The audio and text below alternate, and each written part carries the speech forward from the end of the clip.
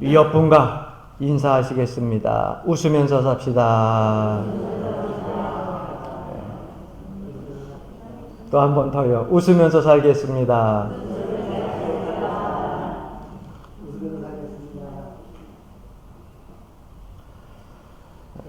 다른 분들도 같은 생각들을 하면서 살 줄로 압니다.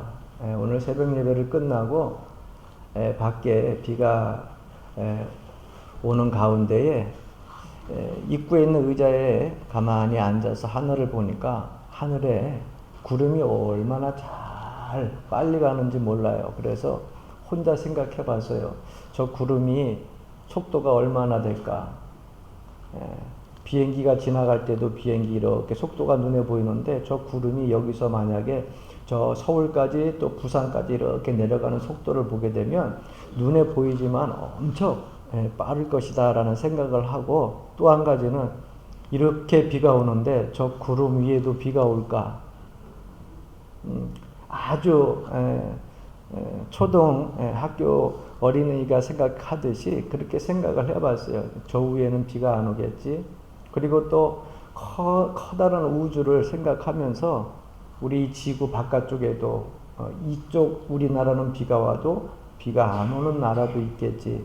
별 생각을 다 하다가 어떻게 과학 시간에도 배웠지만 난 물이 생성이 돼가지고 저 구름 속에서 그 비가 이 바닥으로 떨어지는지 너무너무 오묘하고 신기한 거예요. 사람이 물을 만들려고 해도 만들 수 없잖아요. 빛을 만들어서 우리가 형광등 또 아니면 LED 등으로 비춰주긴 하지만 햇빛을 만들 수는 없잖아요. 참 하나님이 지으신 이 세상을 우리 사람이 생각해서 그것을 아무리 이해하려고 해도 오묘할 뿐이고, 이 지으신 하나님의 이 천지가 너무나 참 신기하다. 그러면서도 한편으로는 그 안에서 내가 감사함을 느끼게 됩니다. 이렇게 자유스러운 자유민주주의에서 살 수 있었다고 하는 자체가 너무너무 감사한 거예요. 이게 순간순간에 자기 스스로 느껴지는 그 감동들이 있잖아요. 그 감격이 오늘 새벽 예배 마치고 나서 저에게 다가오는데 너무 감사하더라고요. 공산주의, 여러분 공산주의는요 자유가 없잖아요. 공산주의는 종교가 없어요. 마음 놓고 예배할 수도 없고요. 그런데 한때는 이 자유민주주의와 공산주의가 나뉘어져 있어가지고 서로 잘 살기 위해서 이렇게 운동을 펼치고 사람들이 사상으로 나뉘어졌는데, 여러분 공산주의는 결국 실패를 했습니다.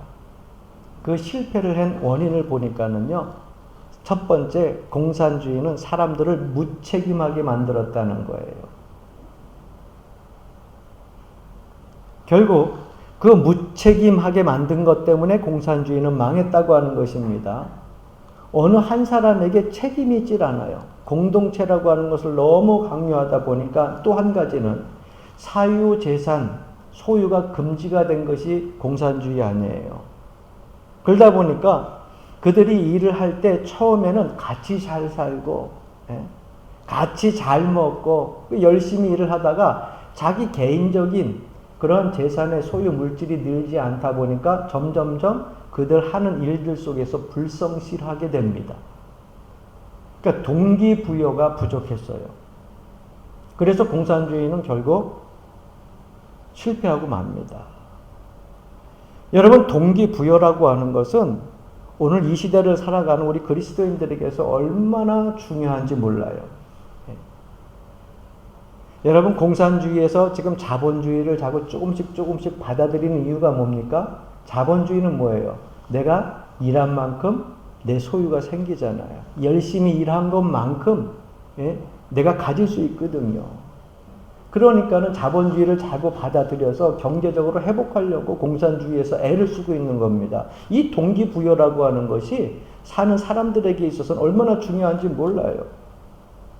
그렇다고 하면 많은 사람들이 물질을 소유했을 때 만족감을 느끼고 행복할까요? 저는 곰곰이 그런 생각을 해봅니다. 그러면 좀 물질을 넉넉하게 가지고 있고 부유한 사람들은 다 행복한 그러한 삶 속에서 늘 기쁨과 웃음이 끊이지 않겠다라는 생각을 하고 있는데 사는 사람들의 삶의 모습을 보면 절대 그렇지 않더라고요. 많은 것을 소유했음에도 불구하고 정신적으로 너무 불행한 그러한 삶을 사는 것을 보게 됩니다. 이 시대를 살아가는 저희들이 잘 살아보겠다고 또 자본주의에서는 열심히 법니다. 열심히 소유하려고 애를 습니다. 그래서 열심히 많이 벌어서 소유가 많아졌어요. 그런데 그 사람이 행복합니까? 뭔가 행복한 것 같지만 한쪽 구석이 항상 무언가로 부족함을 느끼면서 살아가고 있는 것이 이 현실, 삶의 모습이라고 하는 거예요.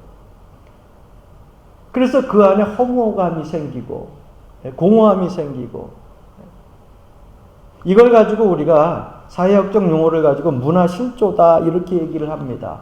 점점 살기는 좋아지고 자유민주주의에서 내가 열심히 일한 만큼 얻는 것도 있고 정말 공산주의에 비교해 보면 훨씬 더 윤택한 삶을 살고 있는데도 왜 내 마음은 허전할까? 허무할까? 이게 문화실조라는 거예요. 사람은 원래 생리적인 동기를 가지고 있습니다. 그 생리적인 동기는 뭐냐? 왜 여러분 열심히 버세요? 왜 그렇게 많은 것을 소유하려고 하세요? 아마 첫 번째 목적은요, 먹고, 입고. 아마 이 문제가 가장 먼저일 거예요. 그래서 좋은 것 먹고, 좋은 것 입고, 배부르게 먹고, 이러한 생리적인 동기가 사람들에게 있기 때문에 그저 불철주야로 밤낮으로 열심히 애쓰면서 그 물질을 소유하기 위해서 열심히 애를 쓰는 것입니다.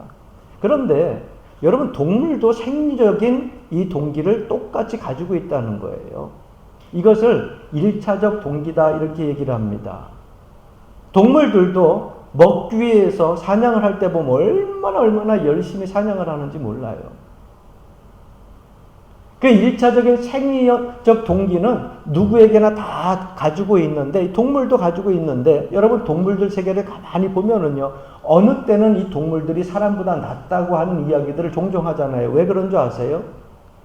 사자나 호랑이가 배가 고플 때는요 포효를 하면서 사냥감을 찾아가지고서 그리고서 쫓아다닙니다. 그런데 그들이 사냥을 한 다음에 포식을 다 했어요. 포만감이 생기게 되면 사자나 그리고 호랑이 앞에 그 앞에 토끼가 왔다 갔다 해도요 그 동물의 세계는 평화가 찾아와요. 왜? 포만감이 있는 사자와 호랑이는 절대 그 앞에 토끼가 왔다 갔다 해도 쫓아가지 않습니다. 그런데 사람은 달라요. 많이 가지고 내가 배가 불렀음에도 불구하고 더욱더 큰 소리를 내면서 더 많은 것을 소유하려고 하는 것이 인간의 모습이에요. 그래서 생리적인 동기만 가지고서 이야기를 하면 때때로 동물보다 사람이 못하다 이런 얘기들을 하는 겁니다. 왜? 잠시라도 동물은 사자와 호랑이가 포만감이 있으면 평화가 오잖아요. 그런데 인간 세계는 안 그래요. 벌려고 하는 사람들은 많이 있음에도 더 벌려고 하고요. 없는 사람들은 또 벌려고 애쓰고요. 그런데 다행히 하나님께서 우리 인간을 동물들보다 낫게 지어주셨어요. 그것이 뭐냐? 바로 심리적인 동기입니다. 동물들에게는 사냥감 잡아가지고 먹은 것으로 포만감으로 끝나지만 여러분 사람에게는 심리적인 동기가 있어요. 무엇을 했을 때에도 거기에 보람이 따라야 되고요. 기쁨이 따라야 돼요. 보람과 기쁨이 따르지 않는다고 하면 아무리 많은 것을 소유하고 열심히 일했어도요. 허무감과 허탈감에 빠지고 마는 겁니다. 그런데 생리적인 요구는 우리가 쉽게 찾을 수 있잖아요. 먹는 거, 입는 거. 근데 심리적인 요구는 쉽게 충족할 수가 없어요. 그래서 많은 사람들이 지금도 현실 세계에서 찾아다니고 있고 그것을 해결하려고 허우적거리고 있다고 하는 것입니다. 먹을 것이 풍성한데 입을 것이 풍성한데도 내 마음은 계속해서 불안하고 항상 무엇인가 채워지지 않는 그런 충족하지 못한 마음을 가지고 하루하루 사는 것이 우리의 현실이라고 하는 거예요. 그래서 오늘 성경 말씀은 우리에게 귀한 교훈을 주고 있습니다. 한번 따라해 보십시다. 자원하는 심령을 주사. 자원하는 심령을 주사. 이 히브리어로 보게 되면 르 아흐 너디바라고 하는 그러한 원어가 쓰여졌는데 영어로는 willing spirit, 영혼의 자유라고 하는 그러한 의미로 쓰여졌어요. 자원하는 심령을 주사. 좀 쉽게 표현하면 우리가 자유한 영혼을 얻으려면, 영혼의 자유를 얻으려면 자원하는 심령이 있어야 된다라고 우리가 표현하는 겁니다. 물질적인 자유는 있어요. 그런데 정신적으로 부자유한 사람들이 있습니다. 육체적인 자유가 있는 사람들이 있어요. 그런데 마음적으로는 부자유한 사람이 있어요. 지적으로는 자유한데 영혼으로 부자유한 사람들이 있어요. 물질과 육체적으로 부유해서 모든 이 세상 삶 속에서는 자유한 것 같은데 영혼은 부자유한 사람들이 있다는 거예요.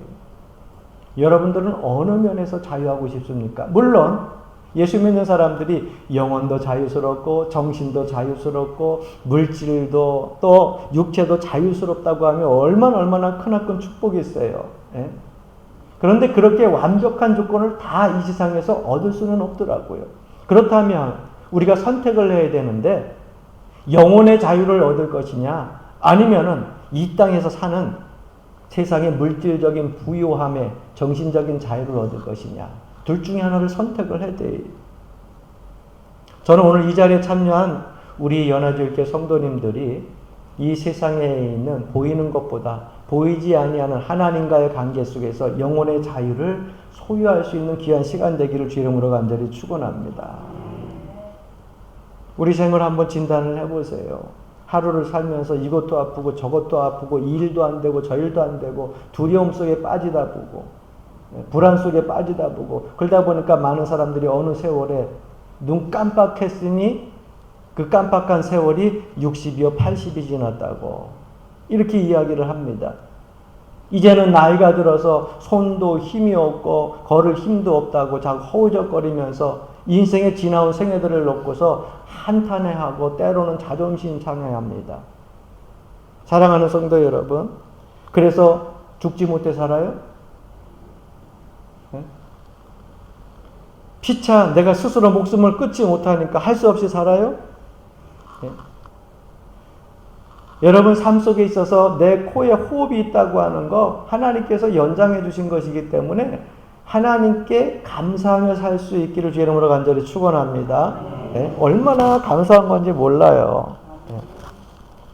많은 분들은 이 땅에서의 삶이 고통스럽다고 천국 가면 편안할 것이라고 하면서 빨리 죽으려고 하는데 가서 여러분들이 상급받을지 어떻게 자만합니까? 너 왜 맡겨준 사명 제대로 감당하지 못했어? 주님의 무서운 책망이 기다리고 있다고 하면 여러분 이곳에서 이 생명이 있을 때 더 열심히 믿음 생활 잘하고 소망 가운데에 신앙생활 잘하다가 주 앞에 설 수 있기를 바랍니다. 제가 신학대학 다닐 때에 박 목사님이라고 하는 분의 설교를 들은 적이 있어요. 물론 신학교에 와서 목사님들이 설교들을 종종 하는데 그때 들은 설교 내용이 말씀 준비하는 가운데 또 생각이 나요.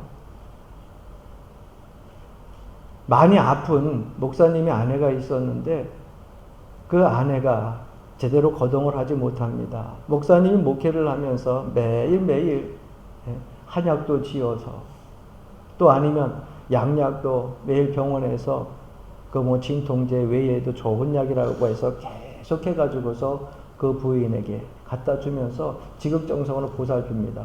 여보, 나는 당신 없으면 못 살아. 당신이 나의 목회에서 얼마나 큰 힘이 됐는데. 그러면서 매일매일 그렇게 지극정성으로 돌보는데 이것이 1년이 지나고 몇 년이 지나다 보니까 이 마음에 사랑하는 마음이 점점 어느 순간에 이것이 타성적으로 바뀌어졌어요. 그래서 매일 빨리 나야지 그러면서 사랑을 가지고서 드렸던 그 약이 어느 날 문득 그런 생각이 들더라는 거예요. 이젠 그만 갔으면 좋겠다. 이것도 하루 이틀이지.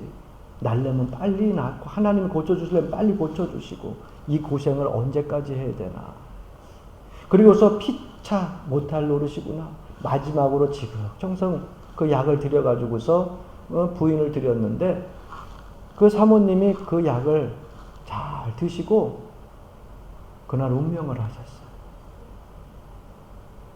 이 목사님이 자기 아내의 이야기를 하면서 신학생들 앞에서 우리 앞에서 눈물을 펑펑 흘리면서 울어요.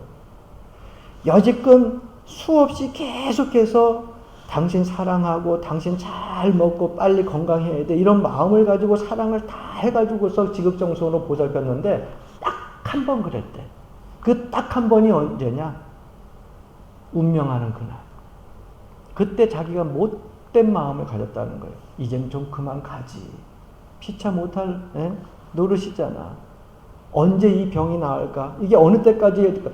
한 번도 생각해보지 않다가 딱 그거 한 번 그날 생각했는데 그날 그 약을 먹고 사모님이 세상을 떠난 거예요.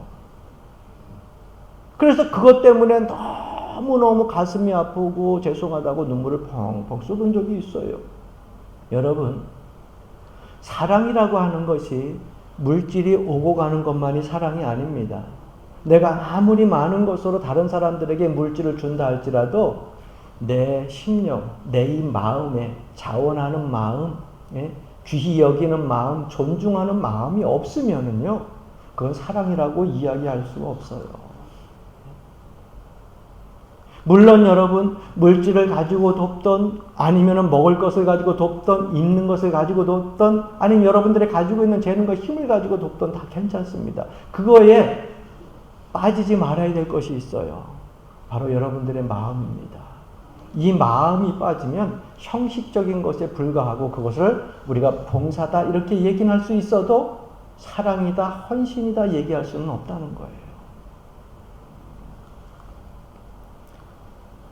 더 놀라운 사실은요, 여러분, 그렇게 우리가 육신으로 마음을 다해서 사랑을 했는데도 불구하고 내 마음이 충족되지 않을 때가 있어요. 내 마음이 편하지 않을 때가 있어요. 기쁨이 가득 차지 않을 때가 있어요. 뭔가 허무하고 공허할 때가 있어요. 그 이유는 하나입니다. 하나님과 나와의 관계가 바로 세워지지 않았을 때예요. 저는 하나님 앞에 기도할 때 늘 우리 교인들을 위해서 기도하지만 내 자신을 위해서 기도하는 시간도 적지 않습니다. 왜? 내가 하나님과 바로 서야 온전한 말씀을 전할 수 있고 내가 신앙으로 바로 서야 여러분들을 온전한 신앙으로 이끌 수 있기 때문에. 그래서 하나님의 음성을 듣기 위해서 하나님의 섭리와 계획들을 말씀을 통해서 더 큰 간격으로 은혜로 깨닫기 위해서 애를 쓰고 몸부림칠 때가요 가장 사실은 힘들어요. 그런데 어느 순간 하나님 말씀을 통해서 기쁨이 또 내가 기대했던 그 말씀에 응답드려야 될 때는요 이유로 말할 수가 없어요. 하나님과 우리를 가로막는 것이 하나 있다 그랬어요. 그것이 뭡니까? 죄입니다. 그래서 오늘 시편 51편 다윗도 하나님께 기도를 드리는데 세 가지 기도를 드려요. 그 첫 번째 기도가 뭐냐? 바로 회개입니다. 나의 죄를 깨끗이 제하시고 우슬초로 정결케 해달라고. 이 죄가 있으면 하나님과 우선 첫 번째 대화의 문이 열리지 않기 때문에 회개의 기도를 드립니다. 그리고 나서 갱신의 기도를 드립니다. 하나님이여 내 속에 정한 마음을 창조하시고 내 안에 새로운 영을 창조해달라고 기도해요. 그래서 새롭게 창조된 그 마음과 생각과 육신을 가지고 세 번째 기도하는 것이 뭐냐? 헌신에 대한 기도입니다. 여러분 우리 성도들이 기도하는 모든 제목들도 다윗이 이렇게 기도했던 것처럼 그 본을 따라서 기도하면 크게 틀리지 않아요. 가장 먼저 하나님 앞에 오자마자 하나님 이거 주십시오 저거 주십시오 하지 말고 나와 하나님 관계 속에서 죄악된 것을 먼저 철저히 회개하고 하나님께서 주시는 새로운 마음으로 무장하고 그리고 하나님께 은혜 받고 응답 받았으면 헌신할 것을 놓고서 목적을 놓고 여러분 기도하시기를 바랍니다. 그러면 우리의 삶을 통하여서 하나님의 역사가 나타나고 여러분들의 삶을 통하여서 그 발자취가 후손들에게 전해지는 거 아니겠어요? 할렐루야. 저는 목회를 하면서 여러 해 동안 많은 사람들을 지켜보면서 물질이 사람을 변화시키지 못한다고 하는 것을 너무나 절실히 깨달았어요. 가난했다가 부유해진다고 해서 그 사람의 정신이, 그 심령이 바뀌지는 않더라고요. 건강했던 사람이 병이 아파가지고 고침을 받았는데, 그리고 나서 병 고침 받은 사람이 다시 건강을 되찾았다고 해서 그 심령과 정신이 바뀌지 않더라고요. 물질적으로 좀 가난해도 내가 육신이 건강이 좀 악화되어서 좀 형편없어도요, 항상 그 정신과 영혼은 건강한 사람들을 많이 보게 됩니다. 저는 우리 교회 성도님들이 그랬으면 좋겠어요. 영혼의 건강이 먼저예요. 영혼의 자유가 먼저예요. 할렐루야. 보이는 것 때문에 원망하고 불평하고 속상해하지 마시고, 그래서 진정한 자유를 얻으려면 어떻게 해야 되느냐? 영혼의 문제가 해결이 되어져야 돼요. 하나님 앞에 기도할 때 자꾸 환경, 조건 변화시켜달라고 기도하지 마세요. 제가 보니까는요, 아무리 하늘을 봐도 구름은 비 오면서 흘러가더라고요. 그러다가 때가 되면은 구름이 걷히고 그 구름 사이로 따뜻한 햇빛이 내려 비치더라고요. 요 며칠 동안, 2, 3일 동안 얼마나 더웠는지 몰라. 막 34도. 그런데 저녁에 무더위가 한 번 왔는데요. 저녁이 됐는데도 보통 8시에서 8시 반이면 찬바람이 부는데, 그때도 계속해서 훈훈한 바람이 오니까 저녁에 잠을 못 자요. 비가 내내 올 때는 눅눅하다고 입이 언제 끝이나 장마 끝졌으면 좋겠는데, 그러다가 그렇게 햇빛이 내내 며칠 동안 잠깐 비치니까 제 주변에 있었던 함께 운동하는 분들이 목사님 비라도 왔으면 좋겠어요. 불과 2, 3일밖에 안 지났는데. 그러니까 환경 변화시켜달라고, 조건 변화시켜달라고 기도하지 마세요. 환경과 조건은 우리의 삶 속에서 계속해서 어떤 모습으로든지 우리의 삶 속에서 나타났다 사라졌다, 이렇게 바뀌었다 저렇게 바뀌었다 가는 거예요. 문제는 뭡니까? 내가 바뀌어야 돼요. 내가 바뀌어야 돼요. 세상적인 문제들이 아무리 나에게 좋게 바뀌었을지라도 내가 하나님 앞에 온전한 심령의 상태로 바뀌지 않으면 그 영혼의 자유를 얻을 수 없고요. 세상의 삶이 다 불만스럽고요. 다 내 마음에 못마땅한 거예요. 즉 영혼의 문제는요, 환경과 조건의 문제가 아니에요. 누구와의 문제냐? 하나님과 나의 심령과의 문제라고 하는 거예요. 그래서 다윗은 이것을 너무나도 잘 알았기 때문에 하나님 앞에 기도할 때 환경 바꿔달라고, 조건 바꿔달라고 그렇게 기도하지 않았어요. 악한 마귀와 사단들이 공격할 때 거기서 나를 건져달라고 기도하고, 내 이 죄악된 이 삶의 모습 속에서 우슬초로 정결케 하사 내가 내 안이, 내 심령이 주님의 은혜와 사랑으로 새롭게 창조되어지는 심령으로 바뀌어지게 해달라고 기도하는 거 아니에요. 정한 마음을 창조하시고, 이거 부분적으로 수리해달라는 게 아니에요. 다리가 고장나고 팔이 고장나고 뭐 여기 하나 저기 하나 부분적 수리가 아니에요. 자동차가 고장났을 때 이것저것 한 군데 한 군데만 수리하는 것이 아니라, 여러분 원어를 보면은요, 히브리의 아사라고 하는 단어하고요, 바라라고 하는 단어가 있어요. 아사라고 하는 단어는 뭐냐? 만든다. 이거 쉽게 얘기하면은 조금씩 부분적으로 수리하는 거예요. 아사라고 하는 이 히브리 언어는. 그런데 바라라고 하는 이 단어는요, 창세기에 나온 그 단어하고 똑같아요. 하나님이 천지를 모았다고요? 창조하시는, 이게 바라야, 바라. 없는 것을 있게 하시는 거예요. 그러니까 다윗이 기도한 지금 정한 마음을 창조하시고, 여기서 아사가 쓰인 게 아니야. 내 마음을 고쳐주고, 부분적으로 고쳐주시고, 위로해 주시고, 회복시켜 주시고, 이게 아니에요. 이 죄된 마음을 새롭게 창조해 달라고 바라라고 하는 기도를 쓴 거예요. 기독교는 여러분 과거에 있는 모습을 지우는 것으로 끝나지 않습니다. 하나님께서 새로운 것으로 창조하여진 것으로 채워 넣어야, 그래야 기독교인이 되는 거예요. 하나님의 은혜로 충만하게 채워져야 되고요. 성령의 은혜로 충만하게 채워져야 그리스도인이 되는 거예요. 그래야 영혼의 자유를 얻을 수 있어요. 여러분, 아무리 목이 마르다 할지라도 물은 꼭 필요하죠. 목젖이 막 짝짝 붙을 정도로, 입술이 바짝바짝 타들어갈 정도로 목이 말라서 물이 필요해요. 그런데 바닷물 먹어봐요. 여러분 먹어보셨어요? 바닷물 먹으면 죽어. 아무리 목이 말라도요. 왜? 그 짠 것 때문에 사람에게 있어가지고 더 수분을 많이 소유하게 만들고, 갈취하고, 뺏어가고. 그래서 아무리 목이 말라도 바닷물을 먹으면 죽어. 뭘 먹어야 돼요? 생수를 먹어야 돼요. 다윗은 하나님 앞에 기도합니다.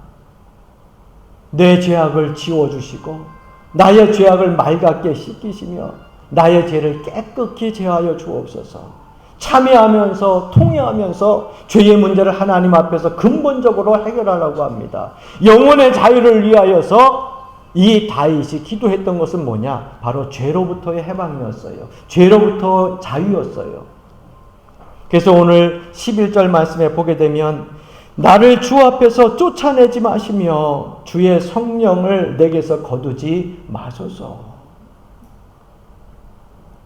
하나님 내 죄를 사하여 주시고 주님께서 내 마음을 주관하시고 주님께서 내 마음을 다스려 주시고 내 마음을 이끌어 달라고 간구하고 있는 것입니다. 왜? 그 안에 영혼의 자유가 있다고 하는 것을 다윗은 알았거든요.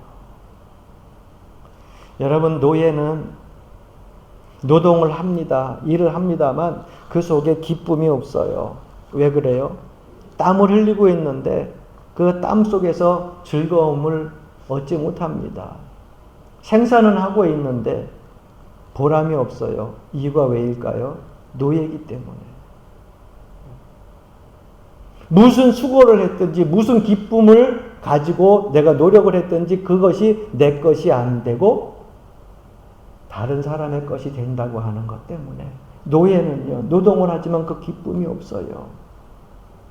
우리가 이 세상을 살아갈 때에 무엇인가 소유하려고 애를 쓰면서 사는데 그 안에 기쁨이 없으면 여러분 세상의 노예가 된 거예요.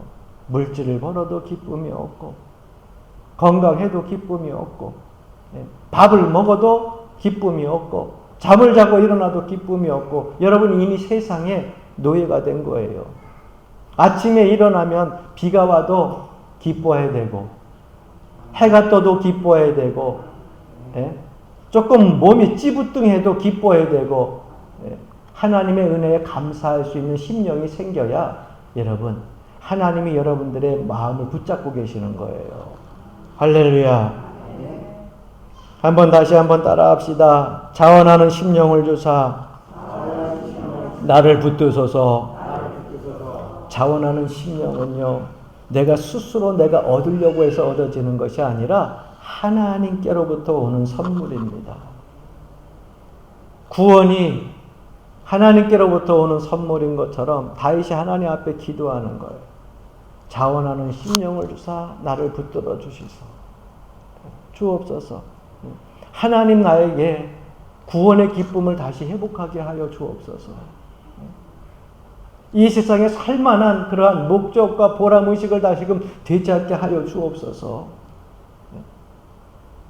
그래 여러분 이 세상 살만한 것 아니에요. 포기하지 마시고 할렐루야. 한 번 더 해보실래요? 하나님, 이 세상 살만합니다. 여기서 더 나아가서 감사하고 기쁨으로 사시기를 바랍니다.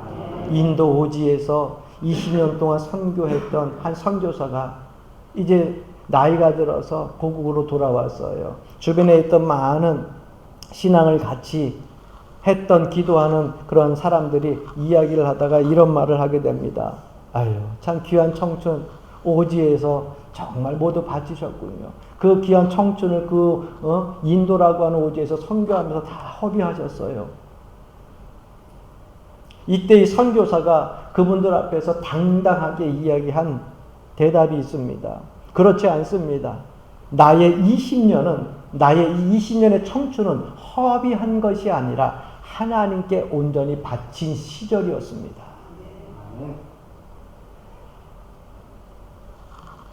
성공의 진단은 행복에 있습니다. 건강의 진단은 영혼의 자유에 있어요. 하나님과의 문제는 하나님과의 관계에서만 해결이 돼요. 우리의 물질과 우리의 육체적인 문제들은 세상에서 어떻게 하다 보면 해결할 수 있어도 영혼의 자유 문제는요, 하나님과의 관계에서만 해결이 돼요. 그래서 우리가 건강한 삶을 산다고 하는 것은요, 그 사람이 영혼의 자유가 있느냐 없느냐 이걸 보고 진단해야 돼요.